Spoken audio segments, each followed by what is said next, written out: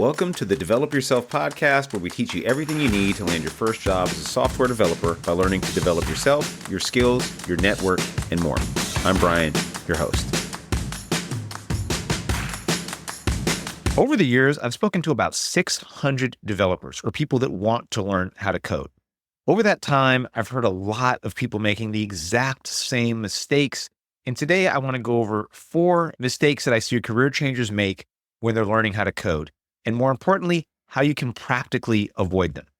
So when you went to school, you got rewarded for completing assignments and memorizing facts. That's how you were judged by your teachers. You'd get a history assignment, you'd memorize some dates, and then you write down those things and you regurgitate some information, and you get an A or B based on how well you could regurgitate that information and really put it into your own words.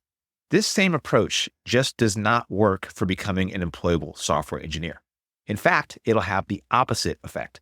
On your learning to code journey, there's a bunch of mistakes that you're going to have to make. You're going to mess up. You're going to produce crappy code. You're going to fail some interviews. These are unavoidable. You cannot just avoid all these mistakes. They're instrumental to your growth as a developer. In fact, you're going to have to make these things.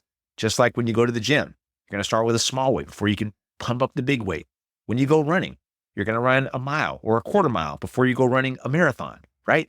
You're going to have to put in some time in the saddle. Some pitfalls, though, should be absolutely avoided. And after speaking with so many of you out there, literally 600 or more at this time, like I said, here are the 4 biggest mistakes that I see people making that you absolutely want to freaking avoid. Number 1, instead of becoming a software developer, you became a glorified typist. You wanted to learn how to write code, but instead you know how to type really, really well. So a few months ago, I was working with this young woman.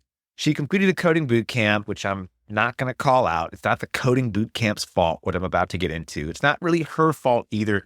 She was just a bit misguided. And I hope that you can avoid this same misdirection by sharing this story. So she created this really good looking web application. It was like a movie finder, typical movie finder app that like almost all boot camps do. Parsity does one as well. I don't have any problem with these cookie cutter examples, right? They just help you understand how to build software. That building something that other people have built. There's nothing wrong at all with doing that approach, by the way. The problem was, I looked at this thing and I'm like, wow, this is amazing. Like, this looks really, really good. I was impressed. And then I asked her, so how does this work? Because we were trying to figure out this bug that she was trying to debug. There was an issue where like the images weren't showing up or something. And she was using React and in AWS to get some images and things like that. And I said, oh, so how are you doing that exactly? How exactly is this working? Because I wasn't familiar with the library she was using. And it was immediately clear that she did not know how a single piece of this worked. Everything from like how use effect works to use state to things like objects in JavaScript. And I'm thinking, how is this possible? Is she just nervous or is there something I'm not getting? And I was genuinely curious. I'm like, well, maybe there's something I'm not understanding, or maybe I'm asking this question in like a weird way or something.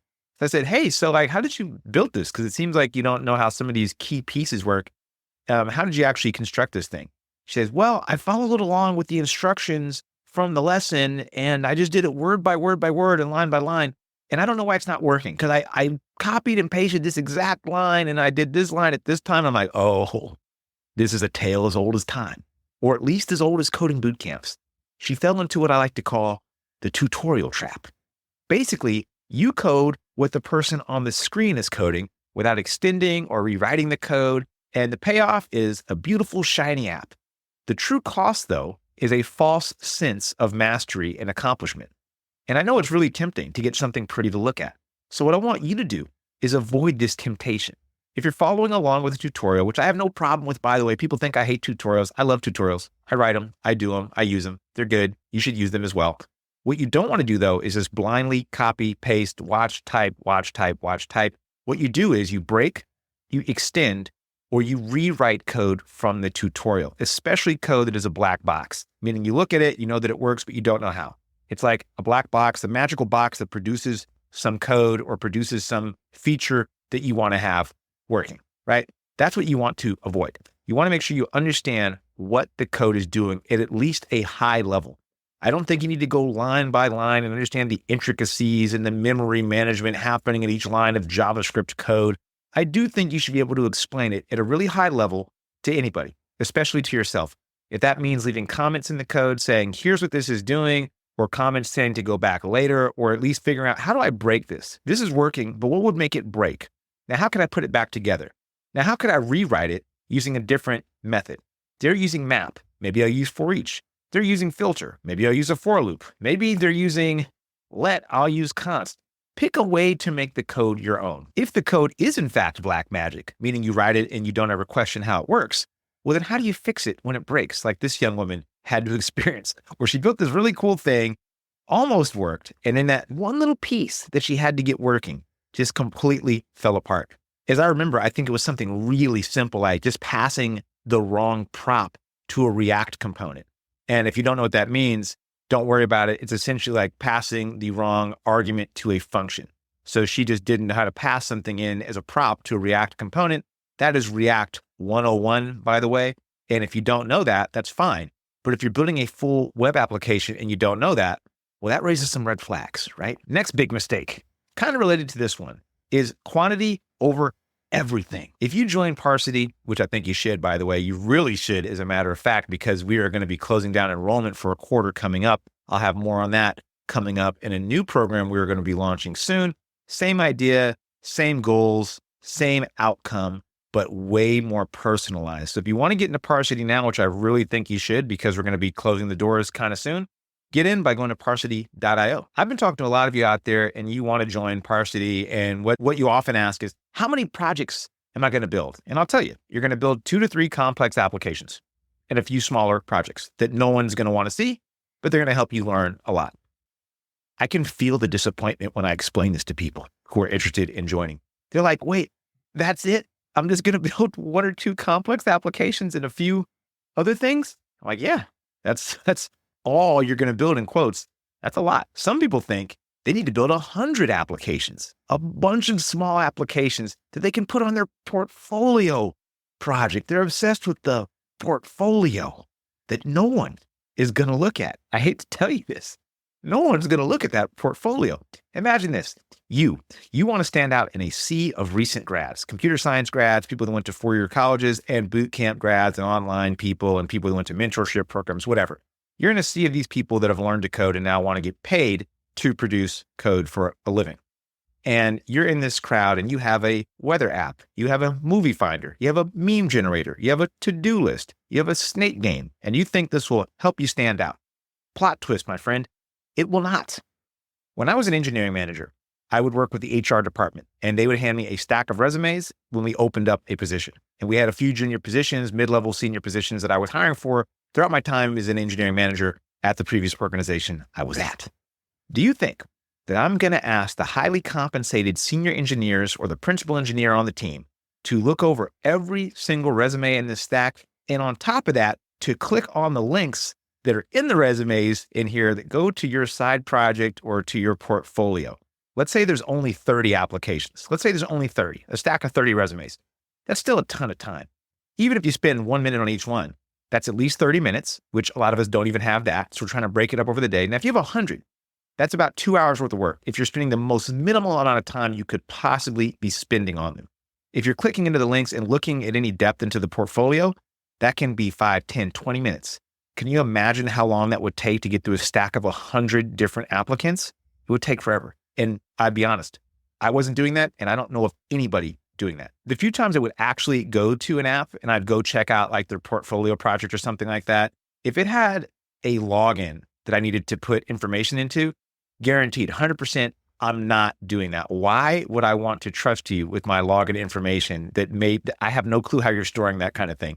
I'm not trusting you with that. I'm not going to put it in there. I'm just going to bounce. I'm going to put it in mobile view to see if it breaks in mobile view. I'm going to check a few things out, maybe check out the console logs to see if there's anything you forgot to remove. Like if there's weird console logs or a whole bunch of errors in the console, probably not going to leave with a great impression.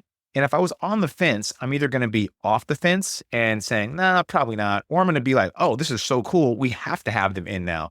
But if it's behind a login, chances are it didn't really push me in either direction. So the reason why you want to focus on building 1 or 2 complex apps, complex meaning something that you have deployed out to the web, is going to be full stack for the most part, because full stack developers are in demand. Front end developers are just not in demand, just being straight up blunt and honest. Front end development in general is not dying, but is being replaced by developers who are more front-end leaning, but can do full stack, meaning they mostly focus on the front end, but they can go other places. This is a big departure, and this has happened in recent years where the number of front-end developers we see decreasing. In this year in Stack Overflow's yearly survey, they found that there are more people that identify as students than front-end developers. Very interesting. Another reason, one of many, why I know that you should be learning full stack web dev. If you're considering getting into web dev, do not go the front-end path, in my very strong opinion. So this complex web app, it will help you go beyond surface level knowledge in a few areas. You're going to fall down some rabbit holes while you learn to test, deploy, and secure your application. Meaning you test it, meaning how do you make sure it works the way you want? How do you deploy it? How do you get it out to the web so people can use it at a public URL? And how do you secure it? How do you make sure your user's information isn't getting leaked out? Are you using some sort of authentication? Are you using something like Google or OAuth, or using password authentication? Using something like Google or OAuth, where I can like go through a trusted provider, like logging in through Facebook or Instagram or LinkedIn or Google or whatever, I'm going to have a much higher chance of logging in using that than actually entering a password that I have to do something weird with my email to check. You're just not going to run into these same problems if you're deploying a simple to-do app as a GitHub page. You could do a ton of those, but what are you really going to learn from doing a bunch of small projects like that? Doing one or two using the criteria that I just outlined, you're going to learn a ton. The second reason to do this is you now have an answer for the most common interview question you're going to get asked. Tell me about an interesting project you worked on that was technically complex. What was your role on that project? That is the question that you're going to get asked. Guaranteed. It is the most common behavioral question in a tech interview you could get. It actually might be one of the only questions you get, especially if you're a junior developer and you're looking for a role in a non-tech company. They're going to ask you some version of this question. I've been asked this question so many times that I wrote a freaking article about it. And if you want it, reach out on LinkedIn and I'll shoot it over to you. Hey, I hope you're enjoying this episode. And if you're interested in becoming a software developer, learning how to build complex software, and actually get hired, join me at Parsity.io. If you're serious about joining, just schedule a call with me by clicking the link in the show notes below. Mistake number 3, my favorite one, the Swiss Army knife developer path. Avoid this path at all costs. So I met this dude learning to code a few years ago, also will remain nameless, great guy. We bumped into each other kind of recently at the train station in San Francisco. And I said, hey man, how's it going? I thought maybe he's a developer now. Like, what a cool thing. Like, we bumped into each other on BART, waiting for the train down there in San Francisco, in the heart of the startup world. And maybe he has some really cool news to tell me. He did not. He said, the market is brutal, man. I'm switching to Python. I'm taking some cybersecurity courses. I'm thinking about getting an AWS certification and maybe going to DevOps. And I'm also working on this full stack JavaScript project with Free Code Camp and the Odin project. I'm taking Harvard CS50. I'm hopefully something cracks. And me, I'm just thinking, what? That's a lot of stuff. Like, there's no way. There's no way you can do all that stuff. That's insane. I just wanted to grab him and shake him and be like, hey man, don't do that. Just stick to JavaScript or just stick to Python. Build a full stack app, deploy it. Get a pro to fix your LinkedIn and resume. Stop this madness, please, please. Instead, I just nodded my head and said, oh, cool. Shame on me. I should have said something. I hope he's listening to this. And if I see him again, I will give him some targeted advice. But I don't like to just go offering advice to people that don't necessarily want it. He wanted to share what he was doing and he did. And I'm like, well, got to get on my train to see you, brother. And I get it though, right? When you're reading through job openings for software developer positions, they have like a laundry list of tools that they want you to know, these technologies they want you to know, and it can feel like, geez, what do they want? Like a whole software team in one person? Here's a bit of an unspoken expectation that you probably don't know. If you meet 50% of the requirements, you're qualified.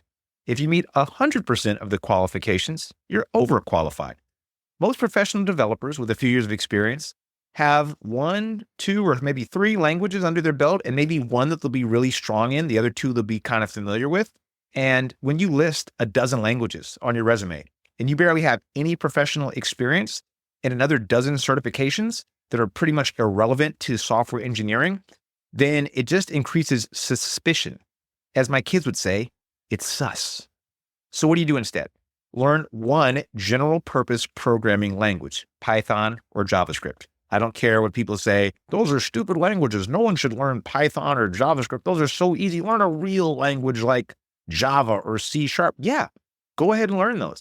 But JavaScript and Python are the number one and number two most popular programming languages in the world. Python is having an explosive moment right now. Why would you not want to learn some JavaScript or Python? You're going to encounter it. All the jobs you're going to want to go to are going to have it as requirements. So just learn them. You can learn whatever you want after that. I did. I started off with JavaScript, ended up doing C Sharp, Ruby, TypeScript, and even a tiny little bit of Scala at one point, just a little bit. Then on top of that, learn another 5 to 6 technologies which are relevant. So most developer shops will use Git, GitHub, MongoDB, or SQL, Node and Express, Python, React.js, and AWS or Amazon Web Services. You can find the most common technologies in your region and then just kind of reverse engineer your path from there. But what I just gave you was like the most average common tech stack that you'd want to learn. I actually went over this in a previous episode called The Boring Tech Stack I'd Use If I Wanted to Get Hired in 2025. It's the same advice I'd tell my kids. It's exactly what I'm telling you. It's exactly what we teach at Parsity. It's the reason why we do it. It is a generic multi-purpose tech stack that you can use that's going to help you out to be more employable than learning a bunch of random things that you kind of just throw together in a pot and become this Dumbo developer or this Swiss Army knife developer where you're many things to many people, but you're not really good at any of those things at all. You don't want to go down that path. Trust me. It just gets you in this vicious learning loop where you're learning different things all the time and they never seem to translate into employment. So you meet people and you're like, oh, what do you learn? Oh, C Sharp, Amazon, Jenkins, AWS, cloud deployment, Azure infrastructure. And you're like, Jesus, dude, like, is anybody hiring for that or what? Because I don't know that much stuff at all. And let me tell you, no one wants to hire somebody that claims to know a million different things. And finally, the last thing, this is the silent killer. This single mistake, it kills more wannabe developer dreams than anything at all. And it's very simple, actually. It's at the core of these other issues that I already brought up. It's inconsistency. So basically, your coding progress rises and falls with your motivation rather than a system. So here's the exact routine I used to learn to code and switch careers when I had 2 kids, 2 jobs. I was working full time and I was also driving Lyft and Uber on the side. So after work, I'd spend a couple hours doing Lyft. I'd get home around 7 or 8, maybe 9 p.m., sometimes 10 p.m. I'd wake up around 6 a.m. and I'd have to drive my son to his grandmother's house and then go to work. About an hour commute at the time. I had to get to work by 8 o'clock in the morning. So pretty rough schedule. Then I'd use my weekends, of course, to code some more. But this is not an easy schedule. This is not meant to say that this is doable or that this was fun or that this was like an easy thing to do. It's just what I had to do. So in order to code every single morning, so I could keep up that consistency and keep building upon my progress, I would wake up about 30 minutes early and I would use my lunch break to also code. So I'd bring my laptop, or sometimes I was using like a cloud-based service like CodePen or something like that, where I could use any laptop, sign in, and get right to work. So that helped me out. I had my lunch breaks, had my morning time, and whatever other time I could sneak in during the day to do some extra work. And then on Saturday and Sunday mornings, I'd wake up a little early before my kids got up, or, somebody wanted, oh, can you cook breakfast, Dad? Can you make me a pancake? I'm like, hey, kid, I got some coding to do. Get away. So before they could do that and I lose my cool, I would get up early and I would just do some code. And that was how I got ahead. And each night, this is really important, I would have a notebook. And in that notebook, I'd write what I was going to do the very next morning. And this would help me avoid analysis paralysis. Because what I realized is when I'd get up some mornings, like, well, I could do this project, or I could do this, or I could, look up this new thing, read this book. I'm like, no. I need to know, like, what am I going to do in the morning so I can get directly to it? Because I had so little time. I'm like, I can't be lollygagging here or thinking what I'm going to do. I just need to get right to it. Here's the thing about habits and routines. They have a compounding effect. So good habits beget good habits. And you can probably guess what I'm going to say about bad habits.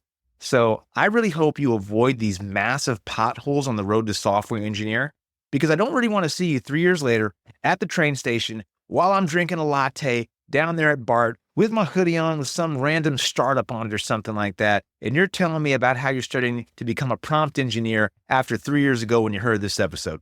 Don't be that person. I want to see you get ahead. I really do. Or else why the hell would I be doing these shows? So I'm not just trying to sell you on Parsity or anything. I know that 99% of you will not go to Parsity. That's not the intention of doing this show. I truly hope this stuff helps. I know it does because people write me and tell me it does. I also want to hear from you. If you've made it this far into the episode and you have a suggestion, the best way to do that is to write me at Brian, Brian, at parsity.io. That is my email. That is a much better way than reaching me on LinkedIn. My LinkedIn inbox gets pretty flooded sometimes, to be honest. So if you have a suggestion for the show, please write me there because oddly enough, if you wrote through Buzzsprout or Spotify, I can't actually respond to those messages. It's the weirdest feature ever. Why would you let people give you a comment on a show or give you fan mail, quote unquote, but you can't respond to it? What a terrible feature. If you're listening out there, Buzzsprout or Spotify, get that fixed. Anyway, always hope that's helpful, and I'll see you next week. That'll do it for today's episode of the Develop Yourself podcast. If you're serious about switching careers and becoming a software developer and building complex software and want to work directly with me and my team, go to parsity.io. And if you want more information, feel free to schedule a chat by just clicking the link in the show notes. See you next week.